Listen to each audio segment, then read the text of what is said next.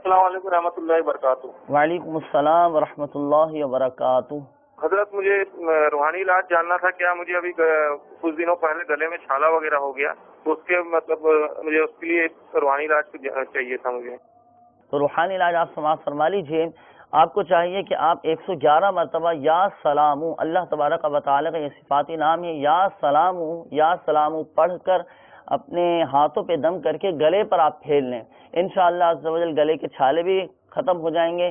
اس کے علاوہ آپ ہمارے تعویذات عطاریہ کے بستے سے رابطہ کیجئے۔ گلے کے لیے ایک مخصوص تعویذ ہوتا ہے، مخصوص تعویذ دیا جاتا ہے، تو وہ گلے کے جملہ امراض کے لیے ہوتا ہے۔